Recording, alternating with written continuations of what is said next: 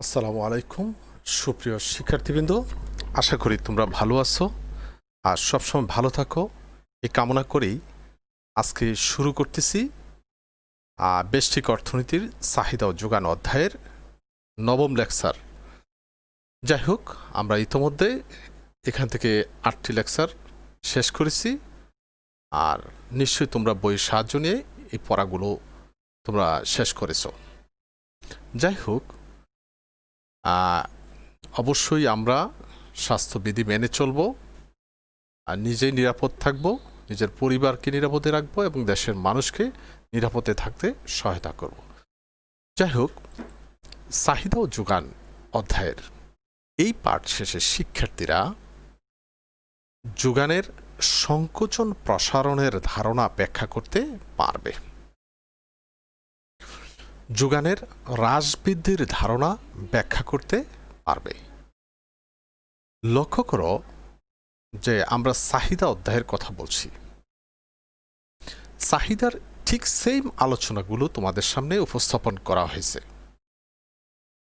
যদি তোমরা ওইটা বুঝে থাকো তাহলে শুধুমাত্র কিছু কথা যদি তুমি পরিবর্তন করো তাহলেই তুমি মানে এখনই এগুলোর আনসার তোমার পক্ষে লেখা সম্ভব হবে এবং এগুলো মুখস্থ করার কোনো দরকারও নাই।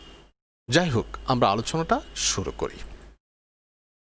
প্রথমে আসি, যোগানের সংকোচন প্রসারণ বলতে কি বোঝায়। ঠিক আছে, সংকোচন মানে তো আমরা বুঝি কমে যাওয়াটাকে বলা হয় সংকোচন, আর প্রসারণ মানে হচ্ছে বেড়ে যাওয়াটাকে বলা হচ্ছে। তবে এই ক্ষেত্রে মনে রাখতে হবে যোগানের যে বিবেচ্য দ্রব্যের দামের কারণে যখন এই পরিবর্তনটা হবে, কমে গেলে সেটাকে সংকোচন বলবো আর বেড়ে গেলে সেটাকে প্রসারণ বলবো। এক্ষেত্রে অন্যান্য বিষয়গুলো অবশ্যই স্থির থাকতে হবে। তাহলে সংজ্ঞাটা বলছি, অন্যান্য বিষয় অপরিবর্তিত থেকে অন্যান্য বিষয়গুলো কি কি হতে পারে? উপকরণের দাম, প্রযুক্তি ইত্যাদি। অপরিবর্তিত থেকে বিবেচ্য দ্রব্যের দাম বাড়লে যোগান কি হবে? বাড়বে। আর তখন এই যে বেড়ে যাওয়াটাকে আমরা বলবো যোগানের প্রসারণ বা সম্প্রসারণ। এবার উল্টা দিকে আসো, যে অন্যান্য অবস্থা অপরিবর্তিত থেকে বিবেচ্য দ্রব্যের দাম কমলে যোগান কি হবে? কমে যাবে। আর সেটাকে আমরা বলবো যোগানের সংকোচন। দেখো আমরা এখানে সংজ্ঞাটা নিয়ে আসছি, ঠিক আছে। তারপরে এটা হচ্ছে যোগানের সংকোচনের কথা। তাহলে প্রথমেই যে কথাটা বলছিলাম, তোমাদেরকে জাস্ট এই জায়গাগুলো মনে রাখলেই তোমার পক্ষে এগুলা মুখস্থ করা লাগবে না, তুমি ভুলবাও না, একেবারে জিনিসটাকে তুমি ইজিভাবে মনে রাখতে পারবা। এখানে খেয়াল করো, এই যোগানের সংকোচন প্রসারণ ব্যাখ্যায় বিবেচ্য দ্রব্যের দামের পরিবর্তনের সাথে যোগানের পরিবর্তনটাকে বিবেচনা করা হয়। ঠিক আছে, এখানে অন্যান্য অবস্থাটা কি থাকবে? অপরিবর্তিত থাকবে। ঠিক আছে, তাহলে এই যোগানের সংকোচন প্রসারণের সংজ্ঞার কথা চলে গেল।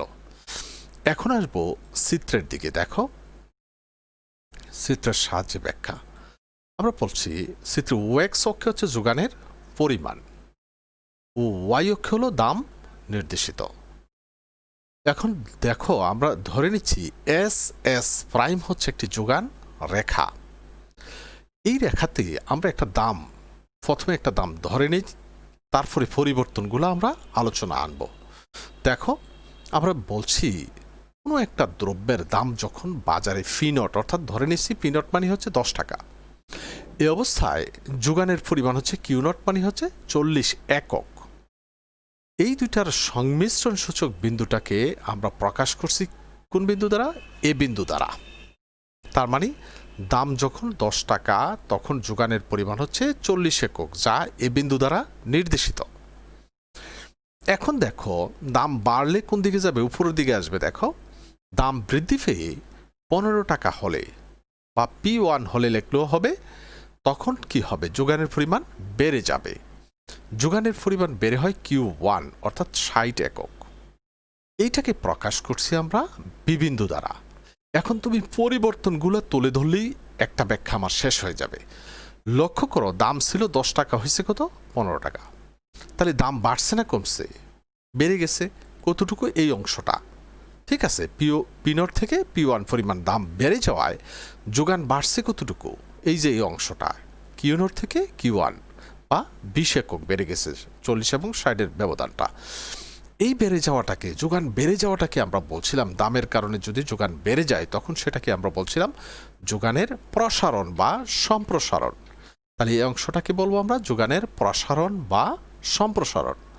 এবার তুমি উল্টো দিকে আসো, দামটা যদি না বেড়ে যদি কমে যায় তাহলে কোন দিকে আসবে, নিচের দিকে আসবে। আমরা দেখাচ্ছি, দেখো দাম কমে 5 টাকা হলে, অর্থাৎ P2 হলে বা 5 টাকা হলে, তখন যোগানের পরিমাণ দেখো, প্রথম আমরা যোগানটা ধরছিলাম 40 একক, কমে হয়েছে কত এখন, 20 একক, যেটাকে আমরা Q2 দ্বারা দেখাইছি, অর্থাৎ Q2 সমান 20 একক, যা সি বিন্দু দ্বারা নির্দেশিত।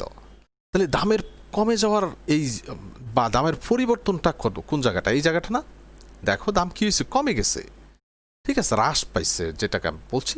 তাহলে কমাতে যোগানও কি হয়েছে, কমে গেছে। এই যোগানের এই কমে যাওয়াটাকে, দামের কারণে যোগানের এই কমে যাওয়াটাকে আমরা বলছি যোগানের মানে সংকোচন, যোগানের সংকোচন। দেখো দাম কমে গেছে আর এই কমে যাওয়ার কারণে যোগানও কমে গেছে, এই কমে যাওয়াটাকে আমরা বলছি যোগানের সংকোচন।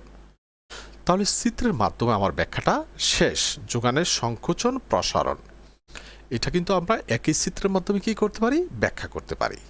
দামের কারণে যোগান বেড়ে গেলে তখন সেটাকে বলবো যোগানের প্রসারণ, আর দামের কারণে যোগান কমে গেলে সেটাকে বলবো যোগানের সংকোচন।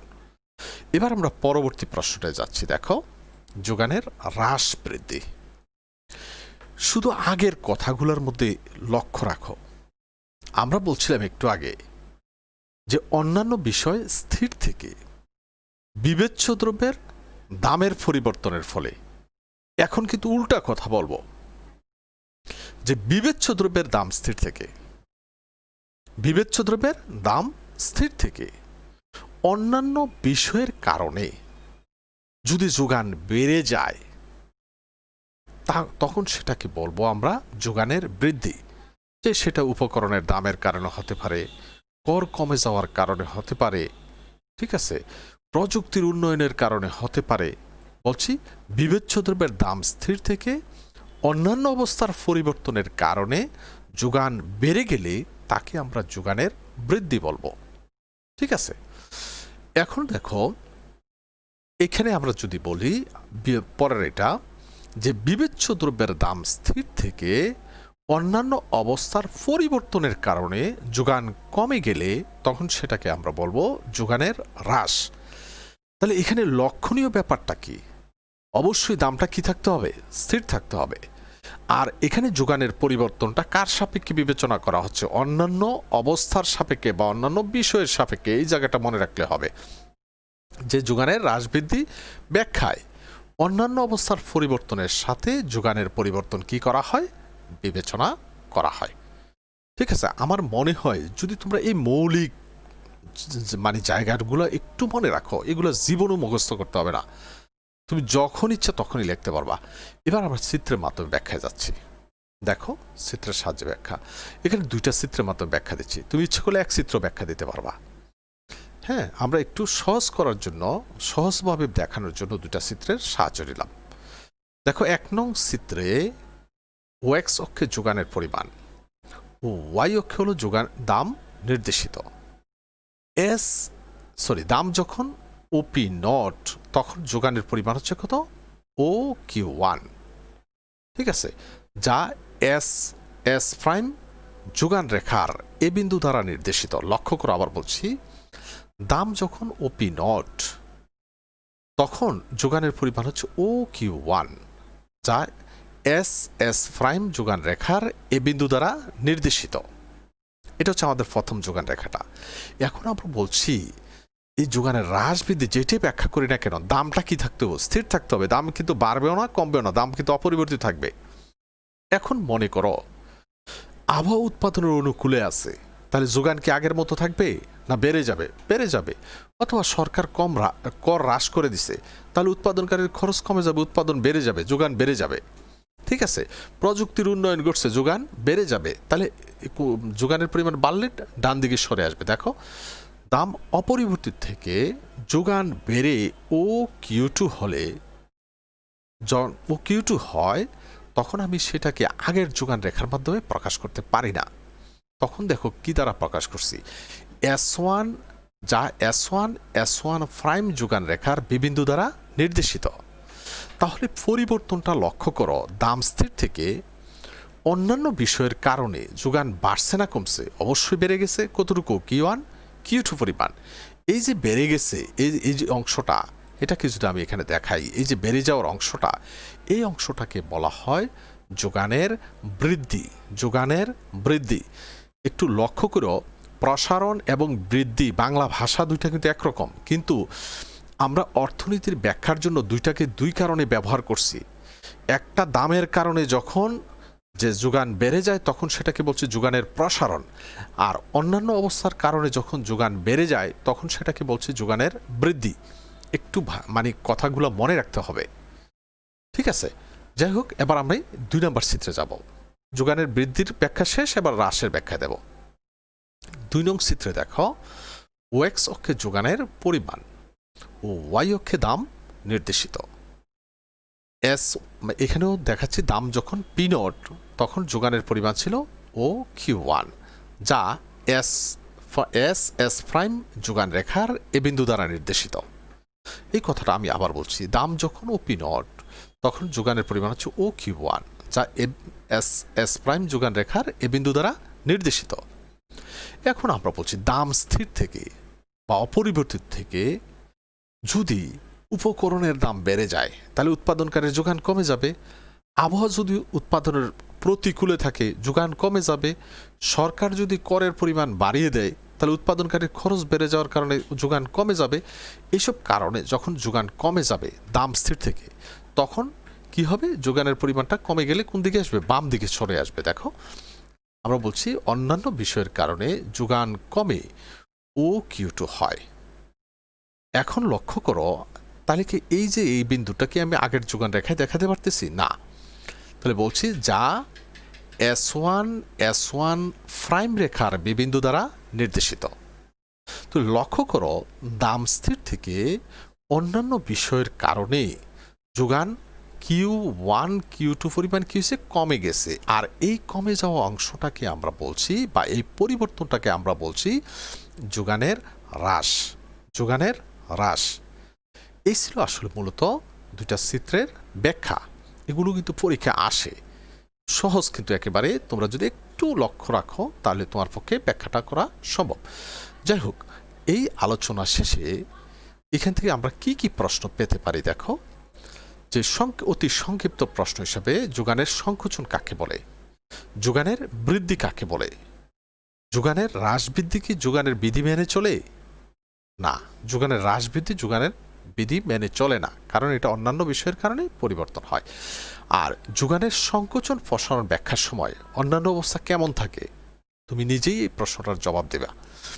যাই হোক, এখানে সংক্ষিপ্ত এবং বড় প্রশ্ন আকারে আমরা দুটি প্রশ্নই নিয়ে আসছি। সেটা হচ্ছে যোগানের সংকোচন ও প্রসারণ ধারণা ব্যাখ্যা করো।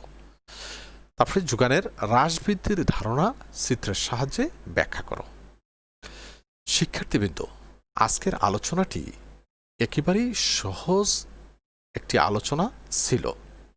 আমার বিশ্বাস তোমরা কোনো কিছু সাহায্য ছাড়াই এই আনসারটি এখনই লিখতে পারবে।